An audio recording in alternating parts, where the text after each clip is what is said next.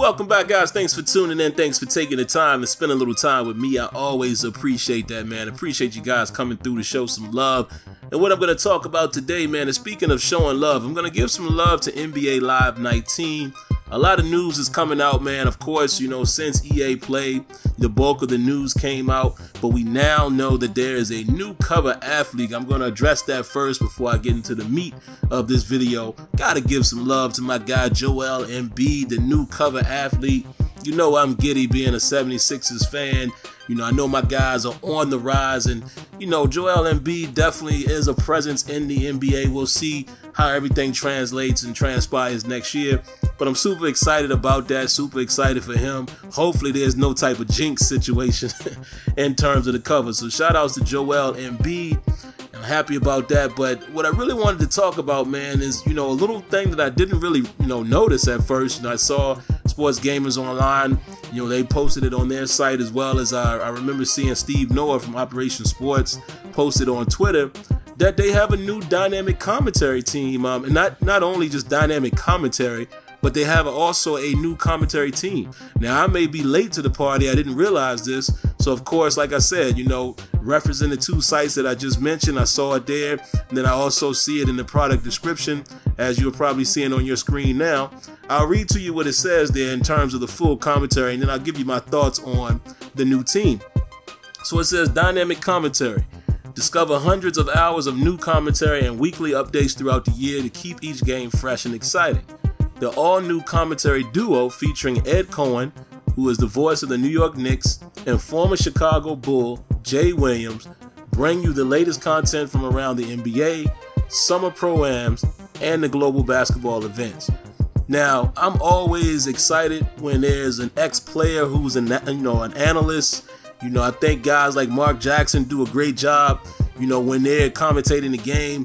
I don't necessarily think all of the players do great. You know, I won't call names, but, you know, for the most part, you know, that's the reason why you like, NBA, the inside the NBA, and the reason why you like guys like, Charles and Shaq and and Kenny and EJ. You know, even though EJ didn't, to my knowledge, didn't play any NBA basketball, but still, you know, having Shaq and Kenny and Charles, man, that's the reason why you watch it, because you tend to enjoy the perspective of somebody who's done it, who's been there and done that. So that brings me to Jay Williams. I'm interested to see how he's going to do as a commentator. I've never had the privilege. I'll give him the benefit of the doubt and say privilege. I've never had the privilege to hear Jay Williams call a game.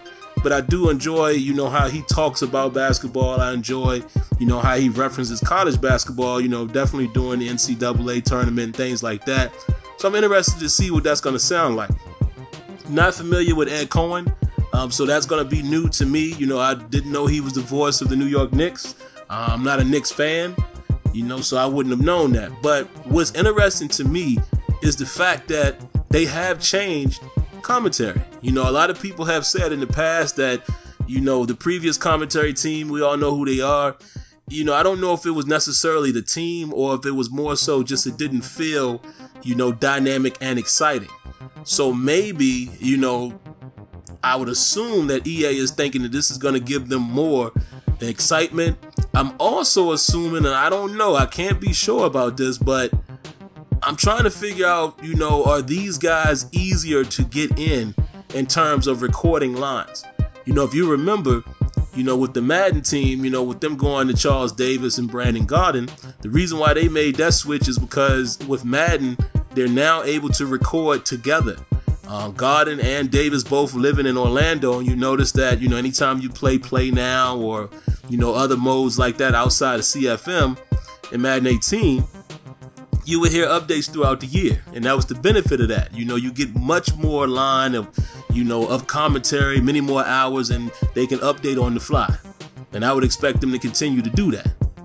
But I can't really say that's going to be the case with NBA Live, because, I'm assuming that a guy like Ed Cohen, if he's the voice of the New York Knicks, you would expect, him to spend a lot of time in New York. But, I'm not trying to be disrespectful, but maybe Ed Cohen and Jay Williams are not as, in high demand, if you will. Maybe they don't have as many things going on or many things on their plate, as some of these other guys, bigger names. and maybe it allows them to get in more time together. So we'll see, you know, because I'm very curious to see what the, you know, the updates and the weekly updates are going to be like in NBA Live if these guys don't live in Orlando. So that's going to be very interesting, man. But just wanted to share my thoughts on it, man. I think this is a good thing. Anytime you're doing something fresh and starting something new, I would never disagree with that unless it's just something totally out of the ordinary. But with, you know, with this, I think this is an attempt for them to try to get more excitement in their commentary, coming with a brand new feel. And I'm interested in seeing how it's going to sound. Because again, I think NBA Live, though the commentary, in my opinion, wasn't bad, it just wasn't that appealing. It didn't sound exciting. It sounded very, you know, very da-dun-da-dun.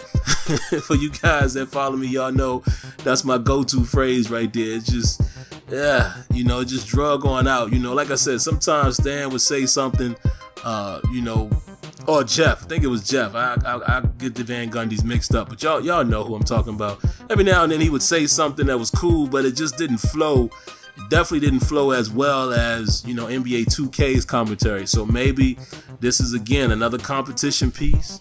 They're going to step up their commentary, and it's good to see that NBA Live is trying to go all the way out.